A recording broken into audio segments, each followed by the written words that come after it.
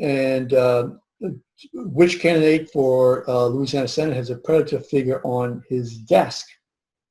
More facts figured by Greg Hilburn. I don't know exactly. Do you have any idea who? No, I haven't read Greg's article yet about glad they're bringing some humor into it a little bit, though. Yeah, a hero is concerned better than John Kennedy. This one, Rob Manis has said. Something pretty interesting. There's a debate that will that is going to take place at Dillard. I don't have the exact date. Maybe we can get it real quick. Have you come across it? Did you get any information about it? I got an email. I may have to open it.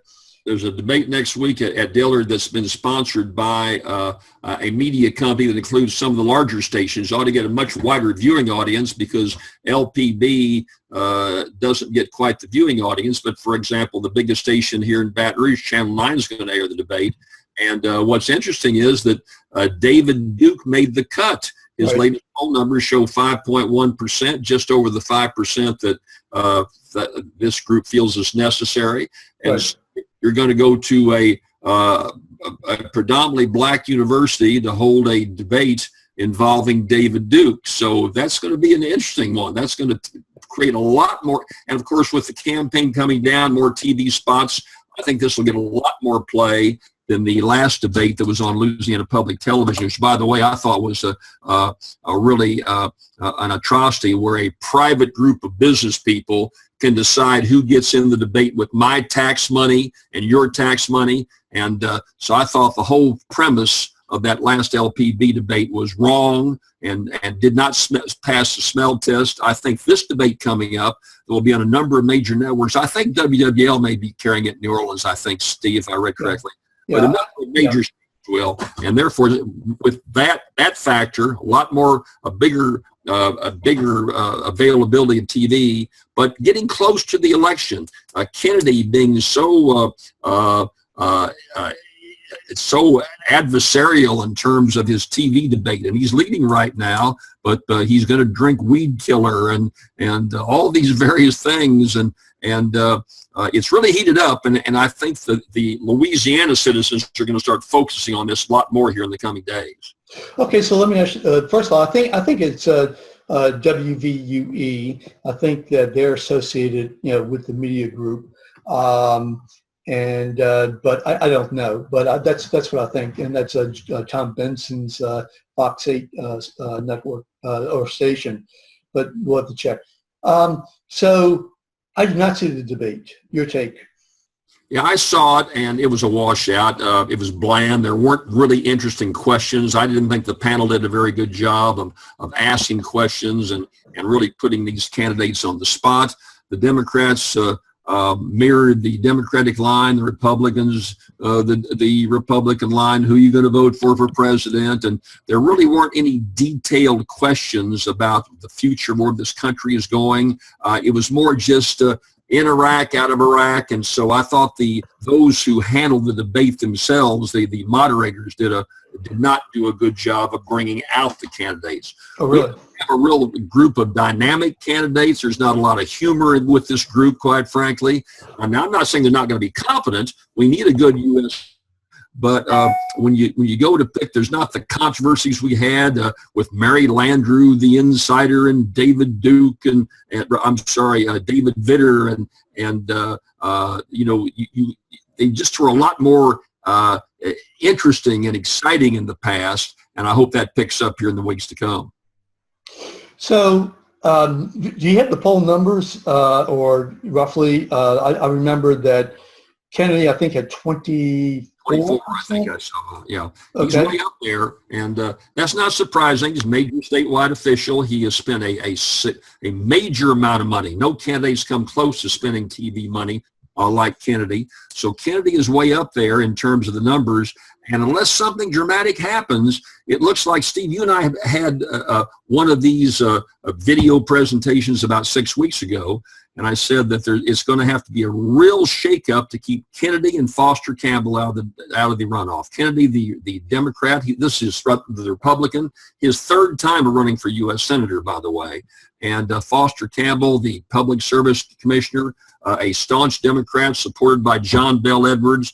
They were the two heavyweights going in, with two other congressmen and others in the race, 24 in the race. But they've held their own. There's not been much movement. There's not been much excitement. There's not been a lot of retail politics. As I listen and touch base with friends across the state, they're running TV and raising money. And that they're not been in the trenches. I've not seen one of these candidates for U.S. Senate in my home city of Baton Rouge. I'm in New Orleans a lot. Normally in a race like this, you're going to come across the candidates, or you're going to know they're speaking down the street at the forum. I just haven't seen it. So very little retail politics, all driven by money. And the people that have that money and those resources are John Kennedy as a Republican and Foster Campbell as a Democrat. Yep, I mean that's what it looks like. There's another poll that came out this week from John Cuvion, JMC Analytics and Polling, and he had different results. He had Foster Campbell at, I think, 24, right around that number, and three Republicans bunched up. Kennedy, I think, had around 15%, and Fayard was down to 9% from 12% from his poll from a couple of weeks ago. Fayard said that the poll was, and it actually was a Fleming poll, who was one of the Republicans who were in that bunch, around 14 to 16% in a virtual tie. And Fayard's campaign said that, you know, the poll was bogus. It was meant, paid for by Fleming. It was meant to pit Fleming against Foster Campbell, because Foster Campbell is the only candidate that that Fleming can beat, according to the Fayard camp. So I just wanted to mention that was a poll that was out there. It was paid for by John Fleming, and had him in the middle of the pack, as this one does. Also, the difference was that Kennedy was not the leader, or he was bunched. I think Bustani was the leader. So anyway. In this poll, Steve, Cynthia Fayard is a very bright lawyer and comes from a solid Democratic family, and on paper could have been a much better candidate. I don't think she's run a very good campaign. Look, if you don't have a base coming into this race, she's running against several congressmen and a statewide official, then her base has got to be, to some degree, a lot of the Trump-type rhetoric of the angry voter who say, Washington has done us wrong. These congressmen have been up there. We've had this statewide official. When did you ever talk before Congress about flood insurance that is killing us down here, John Kennedy? Why haven't you guys in Congress done something about this? She should have been mean and tough-spirited and gone for the jugular from day one, and she didn't do it. Yeah. She just turned out a Democrat, and she's been a little lukewarm, and she's not like that, quite frankly. I think she got some bad political advice, because she could have been the outsider and been a very strong candidate, a female candidate. Right. From a lot of perspectives. So I don't think she's going to be relevant because of what happened in her campaign. She should have been a better candidate. Well, I'm sorry, go ahead. The congressmen, again, have been kind of lukewarm, and outside, I've not been knocked over by their spots either way. Again, I fought this group up here, and in Louisiana, you almost have to be against Paul Ryan, the speaker, and I fought to shake this darn system up, and I'm going to keep fighting. And that tone, because you're hearing it on the presidential level, and it's kind of lukewarm with two exceptions. Foster Campbell in that debate the other night was really on the attack and talking about how Washington has failed us, and John Kennedy has been with his spots. They're not my kind of cup of tea with his spots. He's got one new one out now that is very, very tough on the system, and he's got a pretty good line in there about, I think love is the answer, but just in case I carry a gun on my hip. Well, we live in Louisiana where gun control is a major issue. And so as a consequence, I think that's why Campbell and Kennedy, with their rhetoric and having more resources, Campbell's pretty well financed, has got the governor behind him. Kennedy has raised money incessantly for a number of years, and they're going to be very hard to keep out of the runoff right now.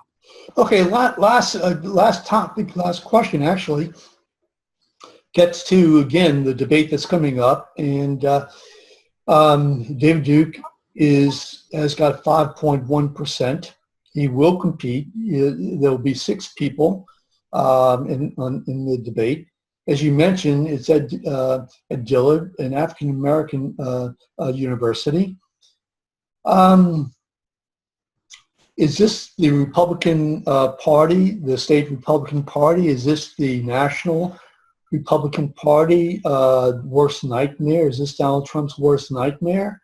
I mean, that David Duke is a Republican running for U.S. Senate. He's going to be talking about issues. He will be mentioning Donald Trump, I'm positive. Is your take? Well, I think he could have been. He could have been very difficult if he were the Republican candidate or one of 2. But you see, he's one of 4 Republicans. You've got 2 Democrats and 4 Republicans. And so I think that although he's going to be very controversial, with 6 candidates in an hour-and-a-half debate, he just gets a 1-minute response or 1-minute answer. And I think he's going to be mellowed, if you will, in the whole shuffle of so many candidates, Steve. And so if he were the Republican nominee running against a Foster Campbell or something like that, I think he would be a terrible anchor for the Republican Party. He's not, and therefore he's going to be kind of absorbed into the mix of all the candidates. And I think this will be his kind of one shot to break into the barrier, but then I think his star will fade because there's no other debates and the election's just too close at hand. Let me just counter and just say that I think that where the issue is, and yeah, I mean, I still don't think David Duke has a chance to win. I mean, I'm surprised he's now at 5.1% according to the poll. But I think where the issue is this, that the more he sounds like Donald Trump, the more he embraces Donald Trump's issues, the more he morphs into Donald Trump and vice versa. And that's what the problem is. If I were Hillary Clinton, I would use David Duke's face and Donald Trump's voice, and just blend it together and say, okay, this is who is running for president. But anyway, that's just and certainly Donald Trump has disassociated himself verbally, but I can tell you, in my opinion, he certainly hasn't blasted the alt-right, the Dukies, or anything like that in any way, even 1/1,000th as close as he has, say, blasted Ted Cruz. So, well, I'll tell you that I'll bet there'll be plenty of TV cameras there for the debate, and I'm sure the Clinton campaign will have a TV camera there to pick up every utterance of an association between David Duke and Donald Trump. So, like I say, he could be a dangerous factor, and with so many candidates, I think he's just going to get lost in the shuffle. And in fairness, I mean, the Republican Party, nationally and locally, Roger Villere, all the candidates have come out and repudiated him. And they certainly were a whole lot stronger in their repudiation, without doubt, than Donald Trump. Well, like I say, with all that going on, it'd be hard to see him as a major factor. 18 days to go, Steve, and we'll be talking some more on these things. It's going to be hard to see in the 2 races we've talked, President and Senate, if I could summarize, in seeing what is going to be the major factor that can change direction. Maybe a little bit in the Senate race, but in the presidential race, It's like we've got the biggest port in America with the super port. You got one of those big tankers that are about 7 football fields long. Once it's in a direction, it's awfully hard to turn. It was 18 days ago. I think the whole scenario is pretty well set. Well, Jim, listen, thank you. You have a phone call, so listen. Thank you so much. And yeah, I agree, but I think Donald Trump is the person who could turn it around. I'm not in any way giving up on the election. I just think he's got really, at this point in time, he's got an uphill battle, and he failed to make the difference that he had to make, at least in a debate. So let's see. Okay, listen, thank you so much, and we're going to thank you again. I appreciate it.